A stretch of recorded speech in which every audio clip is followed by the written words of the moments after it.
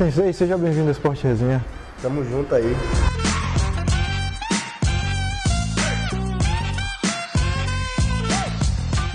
Falando um pouquinho de sua formação, vamos voltar um pouquinho lá na infância. Você já era adepto do esporte?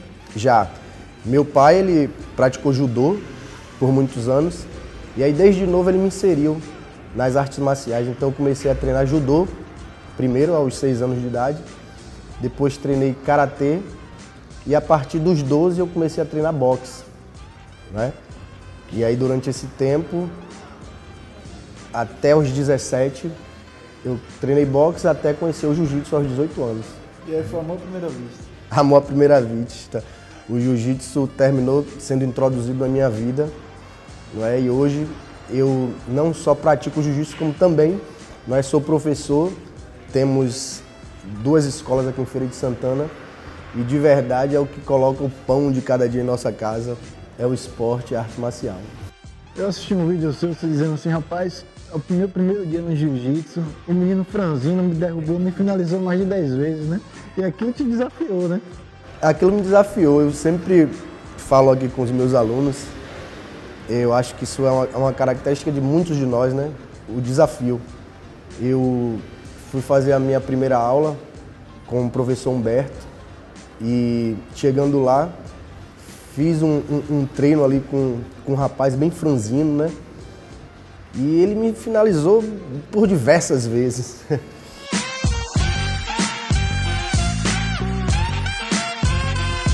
No outro dia eu falei, não, eu vou voltar lá e vou vencer aquele cara. No outro dia, mais uma vez, ele me finalizou por mais diversas vezes. E aí, então, aquilo me fez de verdade, de fato, me apaixonar pelo jiu-jitsu. E estou aqui há 25 anos fazendo a prática do jiu-jitsu, me melhorando a cada dia. Se a gente fazer um paralelo de 25 anos pra cá, comparando em 2 épocas totalmente distintas, mudou muita coisa no jiu-jitsu, no esporte? Mudou. O jiu-jitsu, ele na verdade, a minha iniciação no jiu-jitsu, ela começou, não é, com uma intenção que eu tinha de buscar no jiu-jitsu um reconhecimento da sociedade, né, para com a minha pessoa, com a minha imagem. E nesses 25 anos de caminhada, essa perspectiva vem mudando a cada tempo, né? Então eu comecei com essa visão de que através do jiu-jitsu eu poderia vencer campeonatos e ser reconhecido pela sociedade, né? Então isso passou essa fase, eu já não vivo mais isso. Hoje o meu trabalho é voltado para desenvolver as pessoas através do esporte, não é? Trazer o entendimento da arte marcial para as pessoas, não é? E mostrar para elas que de fato a arte marcial é uma ótima ferramenta de desenvolvimento pessoal. Bem diferente, né? O início para o agora. A arte marcial por si só também, dentro da arte marcial, ela tem mudado a visão das pessoas, da sociedade. Elas tinham uma visão contrária à arte marcial, por achar que luta é algo de pessoas agressivas, de pessoas mal educadas, e hoje a sociedade ela consegue ver de fato o que a arte marcial, não é, tende a oferecer para cada pessoa que pratica ela, que é a disciplina, o autocontrole, o autoconhecimento.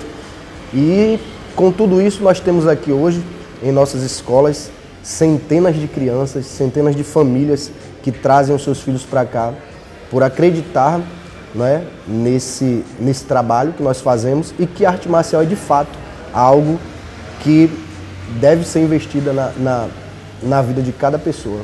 E é indicado também para as pessoas que sofrem de ansiedade, sofrem de algum transtorno, né? E ainda mais hoje na sociedade que a gente vive, né? Com certeza.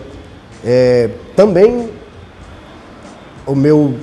como te falei agora, o meu primeiro contato com a arte marcial era para eu vencer e ter um reconhecimento. Quando no decorrer do caminho eu comecei a descobrir, né, que o jiu-jitsu tinha feito várias mudanças em mim. Ainda sou uma pessoa ansiosa, mas eu tenho um total controle sobre as minhas ansiedades. Não é exatamente porque a arte marcial me dá essa condição de entender, não é, as minhas deficiências e saber lidar com elas e controlando-as. Porque o jiu-jitsu nada mais é uma luta onde eu vou buscar ter um autocontrole para que eu possa controlar o outro, não é? e assim conseguir vencê-la. Então, se você não consegue controlar si, não tem como você controlar o outro. E a arte marcial, ela te dá, o jiu-jitsu, ela te dá essa condição de entendimento sobre, primeiro você se controla, para depois você conseguir controlar algo. Se você não tem autocontrole, você não controla nada ao seu redor. Então, esse é um grande porquê da importância da arte marcial nas nossas vidas, na vida de todos. Sua paixão foi tanta que você chegou aí pro Rio, né? Por causa do jiu-jitsu. Eu em 2001 tive a felicidade de ir ao Rio de Janeiro e beber direto na fonte, né? O Rio de Janeiro sempre foi um polo do jiu-jitsu no Brasil. A família Gracie saiu do Pará e foi para o Rio de Janeiro e ali ela difundiu o jiu-jitsu em toda a cidade. E é uma tradição, não é? No Rio de Janeiro se treinar jiu-jitsu. Então eu fui para lá para me desenvolver, porque eu queria de fato aprender jiu-jitsu. E então quando eu tive a oportunidade de conhecer o meu professor Francisco Melo, não é? E ele me apresentou o jiu-jitsu, me colocou para morar dentro da casa dele durante esse período. E então fiquei lá de 2001 a 2007, quando eu voltei para a Feira de Santana. E aí começou toda essa trajetória de abrir as academias, de ter a ideia de passar esses ensinamentos que ele me trouxe para outras pessoas, né? E você ainda hoje compete ou só é professor? Compito. Esses últimos 2 anos eu dei uma parada, né? Por conta desses 25 anos de trabalho árduo, de aprendizado. A competição também é uma parte do aprendizado da arte marcial, porque ela te coloca de fato em uma situação onde você primeiro tem que se controlar e entender que seu primeiro adversário é você. Então eu tenho muitas lesões, né? De todo esse tempo. E também tenho que estar me desenvolvendo enquanto professor, enquanto pessoa, treinando novos professores para que continuem fazendo esse trabalho que nós fazemos. Então, nos últimos 2 anos eu não competi, mas desde o meu início na arte marcial sempre foi um dos meus focos foi competir. A minha última competição foi em 2022, eu fui 3º lugar no Campeonato Brasileiro em São Paulo. E aí de lá pra cá não competi mais. Estou tentando voltar à forma aí para ver se quando é que eu posso competir. Como é que funciona, assim, até pra gente entender, quem tá em casa também, como é que funciona a preparação para uma competição? A preparação a gente sempre tem períodos, né? A gente tem um período macro que a gente pode estender ele com mais tempo de preparação, mas na maioria das vezes a gente faz uma preparação de 4 meses, né? Por exemplo, eu não estou o tempo todo no treino de competição, a maioria das vezes eu estou lecionando a aula, mas em algum período do ano eu paro um pouco, dou uma diminuída no meu trabalho de professor e me volto, né, a aluno para que eu possa me preparar. Então a gente se prepara em 4 meses, 16 semanas de treino. Essas 16 semanas nos dá uma condição legal de ir para uma competição em um nível técnico, né, e físico e também emocional muito bom. E, consequentemente, a gente sempre trouxe muitos bons resultados para a Feira de Santana. Em campeonatos internacionais, né? Nós temos aqui diversos alunos nossos, campeão brasileiro, campeão de Open. Open é uma competição aberta que acontece em todos os estados do Brasil, né? E que é uma competição de nível muito grande, internacional também. E nós sempre trazemos bons resultados para a Feira de Santana. Então não é fácil, não é, ser competidor, é uma entrega muito grande. A gente tem que estar voltado para o treinamento físico, uma boa alimentação e também o nosso estado de espírito, né, elevado para que a gente possa de fato conseguir bons resultados. E o maior resultado de todos eles sempre é o ganho que nós temos, né, dentro de nós, não é de fato a medalha que nós conquistamos. É o quão bom é você se desafiar e saber que você foi lá e deu o seu melhor. E isso sempre traz, não é, muito ganho para cada um que se coloca nessa posição, né, de ir ali, de competir e de se desenvolver. Pessoal, agora a gente vai para um rápido intervalo, mas não sai daí não, que a gente volta já já.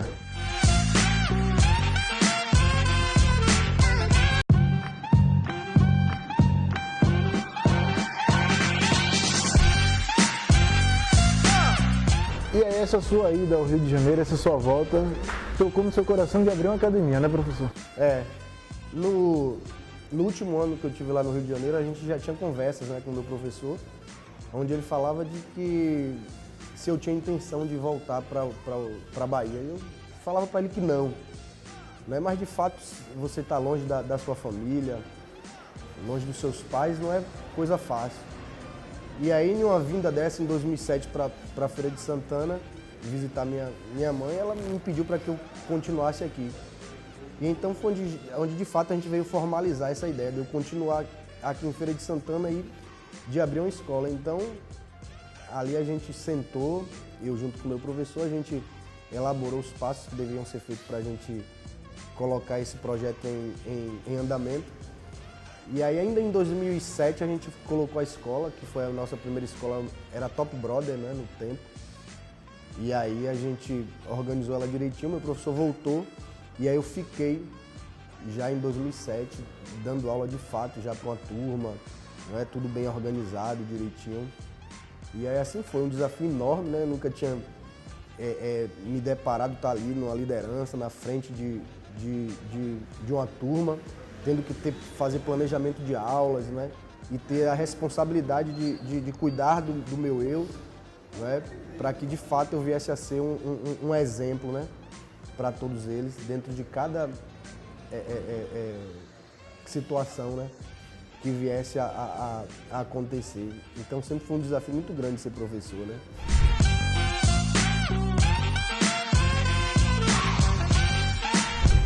Qual é o maior desafio, eu digo assim, em lidar com os alunos, né?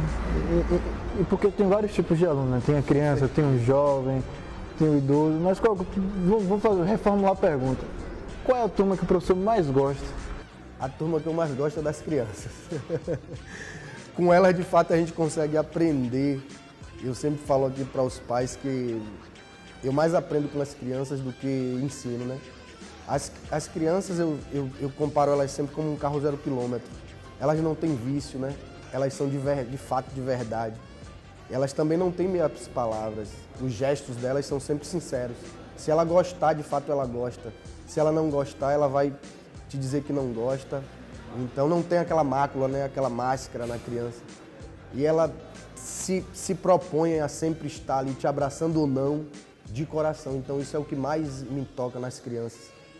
É a pureza, né, da criança, é o sorriso, é o abraçar, que de verdade elas não, por não ter nenhum tipo de mácula, elas te trazem um sentimento verdadeiro. Então aquilo é como uma árvore, né, que você planta uma semente, ela vai crescendo, né, e vai florescendo, vai ficando a cada dia mais bonita. É assim que eu vejo uma criança, sabe? Todas as vezes que elas estão aqui, eu consigo ver uma árvore frutífera e bela, que vai crescendo, se desenvolvendo, e a gente vem fazendo parte daquilo, né? Que é o que mais nos encanta, é saber que aquela criança chegou aqui, muitas vezes tinha algum déficit na coordenação motora, no desenvolvimento dela, e que entre alguns meses, 2 ou 3 meses, ela já está bem diferente, mas que ela traz com ela, desde o início dela, aquela pureza, né? Algo que é divino, que você consegue ver de fato o quanto Deus, não é, colocou no ser humano tudo que ele tinha de melhor. Então, a melhor aula para mim é a aula da criança. E digamos assim, que é a fase crucial, né? Para o jovem, para o adulto, enfim. Com certeza, a gente sempre fala, se todos os pais soubessem, todas as crianças treinavam jiu-jitsu. Eu também estendo isso para o adulto, né? Eu digo, se todas as pessoas treinassem jiu-jitsu, nós teríamos um mundo melhor, né? E de fato é, porque quando a gente de alguma forma se conhece, quando eu me conheço enquanto ser humano, eu sei das minhas capacidades, sei das minhas limitações, consequentemente eu vou levar bem pouco problema para as pessoas, porque os meus problemas eu guardo comigo. As minhas competências eu termino extravasando junto com as outras pessoas, que é a alegria, o cuidado, o amor, o servir. E o que é de problema a gente tenta sarar, curar dentro de nós. E aí, de 7 anos, em 2007 você abre sua primeira academia, mas aí você continua conciliando, né? Trabalho, ser professor de jiu-jitsu, e aí depois você termina largando o trabalho de vez, né? Pra ficar no jiu-jitsu. Quando eu voltei para cá, logo em 2008, depois que eu abri a academia, em 2007 ainda, eu conheci a minha esposa. Um outro ensinamento também que eu sempre costumo falar, eu sempre digo, gente, eu não sou modelo de exemplo, mas eu tento, de alguma forma, me policiar. em algumas coisas. Eu sempre tive o princípio, não que isso não exista, existe, digo para os meus alunos, não é bom que vocês namorem, a gente tem aqui homens, mulheres, não é bom que vocês namorem entre vocês aqui, mas que se de fato vocês vierem a namorar, vocês precisam casar. E aí em 2007, eu conheci a minha esposa, ela era aluna da escola, e eu sempre combati isso dentro da escola. E aí então eu falei para eles, olha só, eu namorei com uma aluna aqui, chamei a classe toda, informei, e agora eu vou ter que casar, a não sei que ela não queira, mas aí se ela não quiser casar, ela vai ter que sair daqui, porque eu não vou deixar de ser professor, então ela precisa deixar de fazer parte disso daqui, porque é o que eu cobro a vocês. Enfim, nós casamos. Em 2008 ela engravidou, e então ela estava com uma criança, que é o meu primogênito, João Arthur, e eu precisava de fato ter um trabalho que me desse a condição de criar o meu filho. E o jiu-jitsu até então não me dava essa condição. E aí eu intercalei as aulas de jiu-jitsu, fiquei com aulas só à noite, para adultos, e fui trabalhar, né, na unidade de prisão para menores infratores. E aí trabalhei lá ainda de 2007 a 2014. Eu ficava nesse bate-bola lá, trabalhava lá e lecionava aula à noite, não é? Até que em 2014 eu de fato saí do trabalho e falei, não, vou viver só de jiu-jitsu, vou organizar isso, eu preciso acreditar no que eu faço. Se eu falo para as pessoas que o jiu-jitsu pode mudar vidas, pode formar caráter, como é que eu não vou acreditar que o esporte pode me trazer uma condição de vida melhor, de alimentar a minha casa, não é? De fato dar uma educação para o meu filho através do esporte. E aí eu saí nesse dia, antes de sair do trabalho, eu sentei com ela e conversei e falei, olha pai, eu preciso tomar uma decisão, eu estou querendo sair do trabalho para viver de jiu-jitsu. A gente vai abrir uma academia de jiu-jitsu, vamos focar lá na academia e o que é que tu acha? Ela falou, vai, sai desse negócio, se é isso, vamos junto. E aí saí de lá e aquilo ali foi a minha segunda, né, maior decisão que eu tive na minha vida. Hoje a gente, como já te falei, a gente tem 2 escolas, nossas escolas são bem sucedidas, nós temos centenas de alunos e a cada dia nós conseguimos crescer mais, né, com essa ideia, levando o nosso bom trabalho para a sociedade, e nós temos sido premiados e abençoados por Deus todos os dias. Todos os dias nós temos novos alunos aqui, nós temos listas de espera hoje na nossa turma infantil, exatamente pelo esse nosso empenho e em saber que tudo que nós fazemos é de coração, não é? Então Deus vai abençoar sempre. Quando você faz algo de fato, sem nenhuma intenção em primeiro ter um ganho financeiro disso. Isso, na verdade, é algo que eu faço porque eu sei que isso vai mudar a vida das pessoas, eu faço com muito amor. E, consequentemente, nós somos agraciados, né, por Deus também na questão financeira. O senhor falou de sua esposa, ela vai participar aqui com a gente do Esporte Resenha. Tá bom, obrigado. Nossa trajetória juntos no jiu-jitsu iniciou a partir de 2015, que foi quando Samuel ele decidiu realmente abrir mão do emprego para viver apenas do jiu-jitsu. Antes disso ele dava aulas em outras academias, mas ele sempre teve esse desejo no coração dele, porém uma dúvida, né, muito grande, se é que ele conseguiria sustentar a família dele através do jiu-jitsu. Mas, graças a Deus, com a ajuda, com alguns empurrãozinhos, com o empurrãozinho de alguns amigos, ele decidiu viver apenas do jiu-jitsu a partir de 2015 e nós montamos nosso primeiro espaço. A partir daí iniciou muitos anos de desafio, de muitas dificuldades, porém também muitos anos de aprendizado, de conquistas, desafios vencidos, né? E hoje eu sou muito grata a Deus. Por muito tempo ele achava que não daria certo, que não seria o suficiente, mas graças a Deus que essa decisão valeu a pena e vale a pena todos os dias, né? Não só no sentido da gente viver do jiu-jitsu, mas no sentido dele conseguir cumprir a missão dele, que é de mudar vidas através do jiu-jitsu. Né? Toda vez que eu consigo ver alguém entrando em nossas escolas e tendo suas vidas transformadas, eu consigo enxergar os olhinhos dele brilhando, né? Aquele brilho de gratidão, aquele brilho de dever cumprido, né? Dessa missão linda que o Senhor confiou na vida de Samuel. Eu sou muito grata a Deus por isso e sou muito grata também por poder fazer parte dessa trajetória.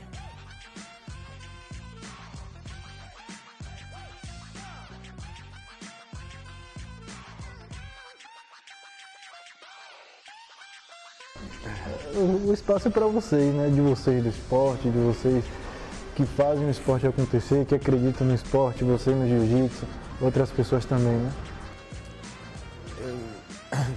Eu, na verdade, de fato, nunca tive ainda a oportunidade, né, nem de relatar isso muito à sociedade. No meu espaço aqui, eu sempre falo isso para as pessoas, das dificuldades, né,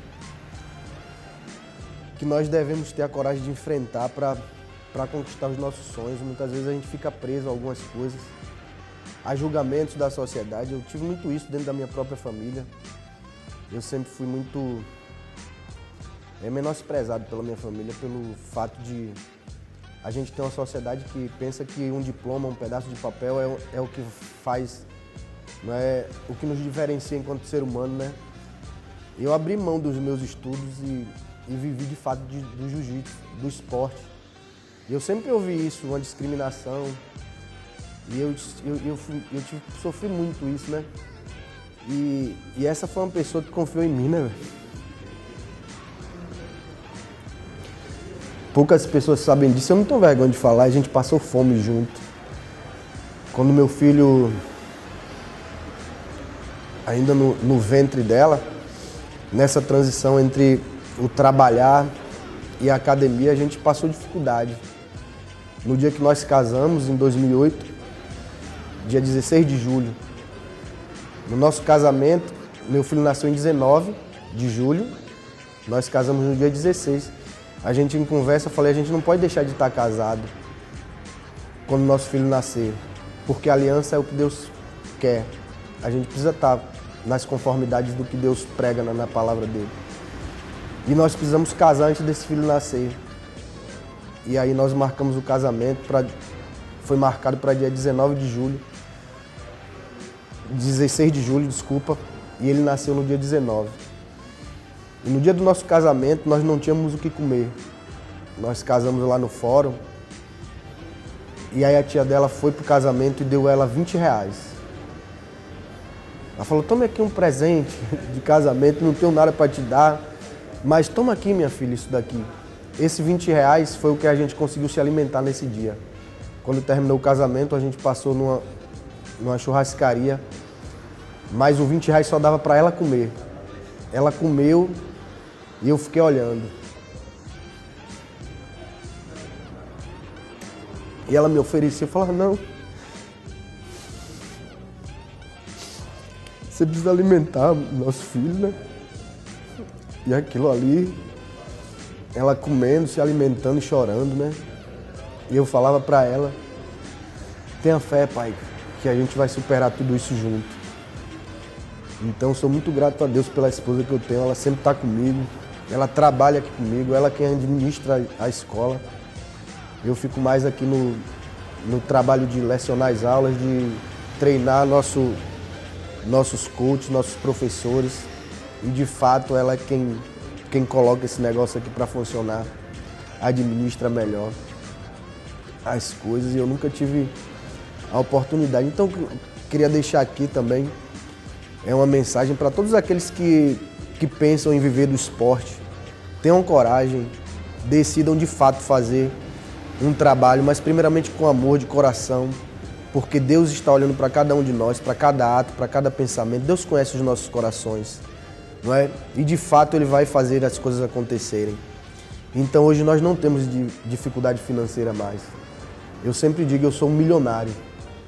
Eu faço o que eu amo.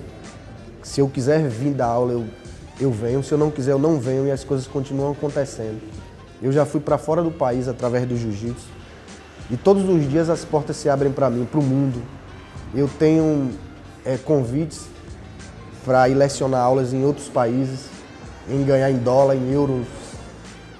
Mas eu sei que de fato eu tenho uma missão aqui ainda no meu país, na minha cidade. E isso é o que me faz ainda estar aqui, porque não é o dinheiro que vai me fazer ir a lugar algum. E quando for, e se for da vontade de Deus, eu vou estar onde quer que Ele queira. E isso eu não me preocupo. Mas graças a Deus hoje eu sou e me sinto uma pessoa bem-sucedida. Mas porque Deus me deu essa oportunidade e pessoas abriram as portas para mim. Então eu sou muito grato a cada detalhe que Deus tem feito em minha vida. E aqui está uma palavra de encorajamento a todas as pessoas, seja em que área for. acredita no que você faz de coração, faz com amor, que você será agraciado pelas graças de Deus. Eu acho que depois dessa eu vou terminar o Esporte Resenha, porque, professor Samuel, eu quero te agradecer por ter aceitado participar aqui do Esporte Resenha, contar um pouco da sua trajetória, abrir o espaço aqui da academia pra gente e desejar sucesso, mais ainda. Muito obrigado, meu irmão Gilvan. Quero deixar aqui um agradecimento ao Esporte Resenha pela oportunidade da gente vir aqui contar um pouco dessa trajetória, não é, de tantos outros esportistas que tem por aí que muitas vezes não têm a condição de exercer a sua função na área porque não tem a condição, mas que não desistam, continuem lutando, que com certeza uma hora vai acontecer. Só não pode desistir. Esporte Resenha, tamo junto. Tamo junto. Pessoal, o Esporte Resenha tá ficando por aqui. A gente tem um encontro marcado na próxima semana. Beijão!